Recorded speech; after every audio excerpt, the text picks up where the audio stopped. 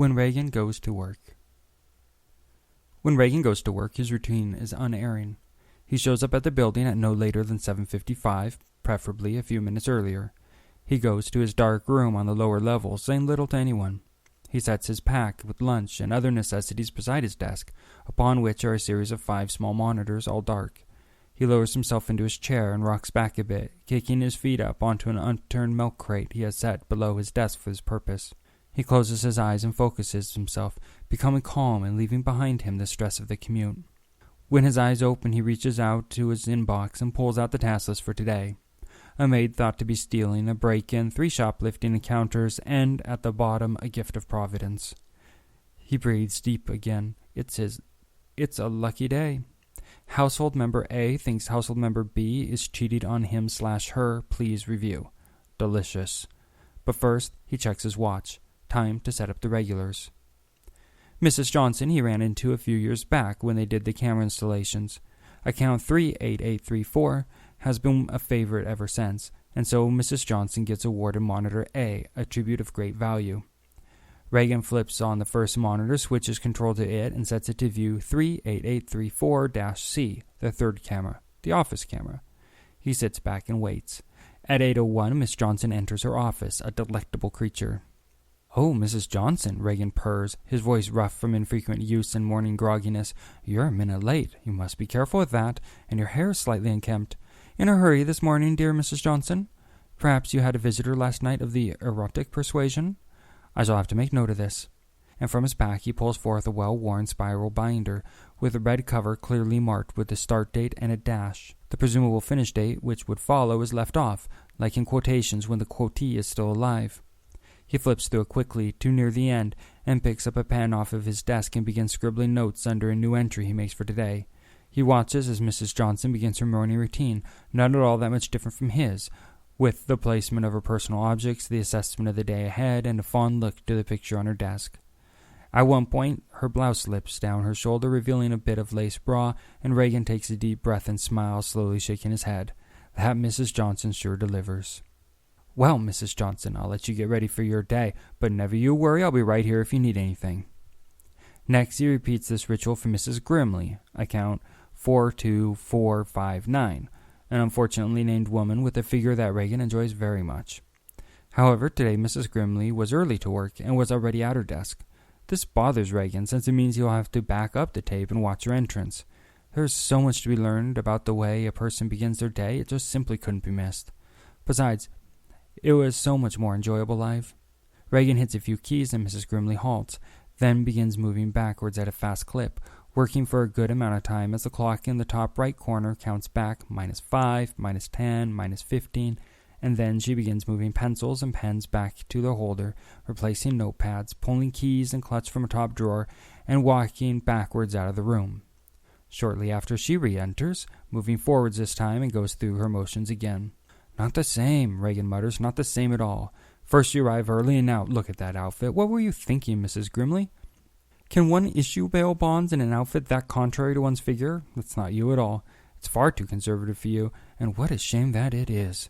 You'd best be careful, or Nancy will soon have your place. Monitor B won't be here forever, you know." Tisk tisk. He makes notes in his journal about her poor performance and early arrival at work. You'll have to be on his toes. Next, he flips to the last monitor, lettered E, and switches input to it. He keys in account 49324, a relatively new client. The numbers, he knows, were intended to imply that each client is just one of many that this prestigious firm works with. And while that is true to some extent, there are hardly 49,000 accounts. This is a house surveillance, and Reagan goes through the motions of pulling up the archive for the last evening. Then he flips through the various cameras looking for Nancy, and soon there she is.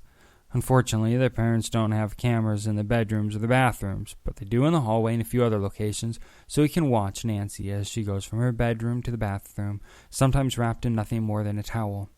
For that night, he can see her in her pajamas, and in the morning her private school outfit. Delicious. He makes a note of what she was wearing and how she was acting. If Mrs. Grimley keeps acting like she was, and if Nancy opened up even more as she got used to the cameras, well, it wouldn't be long before she moved into Monitor B next to Mrs. Johnson. He'd have to find a new runner-up.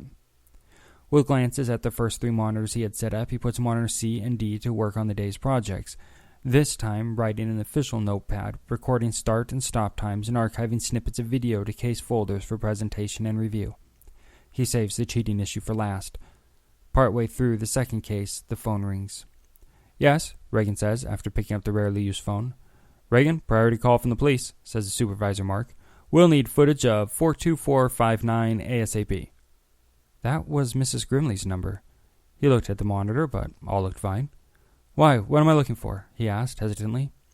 "You'll know when you see it. Recently and probably involving a lot of blood," Mark chuckles. 42459. Are you sure? That's impossible. She's, never mind. I'll call you when I find something. Reagan hangs up the phone and shakes his head. She's right there. And he's right here, protecting her. Nothing can happen. What could be wrong? The clock. The clock. He had rewound it when she was late to work. All the blood rushes out of his body with this realization. His mind spins. No, this can't be happening. He takes a shaky breath and looks closely at the screen. There is Mrs. Grimley, talking on the phone to someone in her disappointingly modest outfit, and nothing else. All was well. The timer in the top right corner still reads a little over -15, showing us 15 minutes behind the actual time. He reaches to fast forward when the door opens abruptly. Mrs. Grimley and Reagan both jump and start in their seats. Two men burst through the door with pistols. Mrs. Grimley screams. Reagan covers his mouth. This was it. This was why Reagan watches his favorites, to protect them, to silently root for them, and be their guardian angel. He reaches for the phone to call the cops, as he always planned. When he remembers, this was 15 minutes ago. The two men are yelling at Mrs. Grimley, who is crying and shaking her head, looking lost and very scared. One of the men approached the desk, demanding something. Just give it to her, please. She doesn't or can't, perhaps. Silently, the gun goes off, and Mrs. Grimley, still sitting in her chair, gets shot in the shoulder, the chair she is in spinning slightly from the blow. "No!" Reagan yells, jumping up from his desk. "Oh, please stop. Don't hurt her. She can't help you. Don't you see that?" He's yelling at the monitor like they can hear him, like it's a sports game. He wants a microphone so he can yell back at them. But again, even if he had it, this was 15 minutes ago. On the screen, she silently screams. The other man threatens her now, threatening to shoot her again. She's sobbing and crying and holding her shoulder. Blood is coming out from between her fingers and smearing down that horrible, perfect sweater. The first man starts pulling drawers open on her desk and rifling through the things. One of the doors is locked and she tries to speak, and the second man hits her on the head with his gun. She crumples to the ground, and Reagan, already on his feet, loses his breakfast, throwing it up onto the floor below him. The first man shoots the desk drawer lock and pulls it open. Inside is a variety of labeled keys and whatnot, probably bail bond-related things. The men scoop them all up into a bag and turn to leave. The second stops, turns back to Mrs. Grimley, yells something at her now unmoving form, and shoots her again and again rapidly.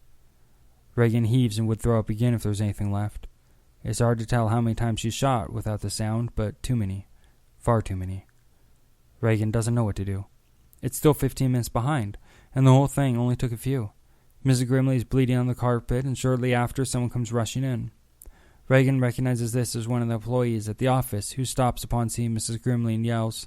He rushes forward and checks Miss Grimley's pulse. He grabs her phone, dropped from her hand as the men burst in, and hanging uselessly on its cord.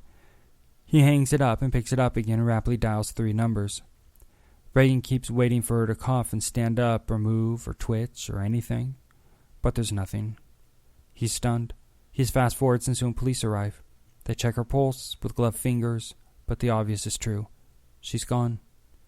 Reagan sits down hard on his chair, thankfully spared from his breakfast, which is starting to smell awful on the floor. Reagan's head slumps down into his hands, and he cries. 3 days later, Reagan is standing at the back of the church while the funeral is underway. No one notices him, no one says anything. Everyone probably assumes he works at the funeral home. He stands perfectly still, saying nothing, hardly moving. His composure eventually pushed to the limits, he retreats from the room and finally lets himself go again, crying and sobbing. Partially for the loss of Mrs. Grimley, partially for thinking he would ever have replaced her with Nancy, partially for his own failure to protect her. He had thought last night about killing himself for his perceived failure, and almost did, but couldn't do it. The next day he went to work as usual. He shows up at 8:05, goes to his work office, saying nothing to anyone. He sets his lunchbox next to his desk. He sits down heavily on his chair, puts his feet up on the milk crate, and takes a ragged breath. He closes his eyes and tries to compose himself. He reaches out and picks up the daily list of desired video and starts to work on the first one. In a few moments, he has relevant images up on monitor A.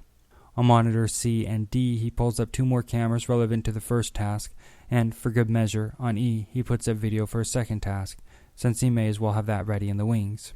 By 8:15, he is deep at work, scratching notes into the official notepad and saving files with a desperate energy that seems to belie the circles under his eyes and the slight shake to his writing. His tired face lit by 4 screens, he throws himself into his work, pulling up archives, making notes, and thinking not at all. The end.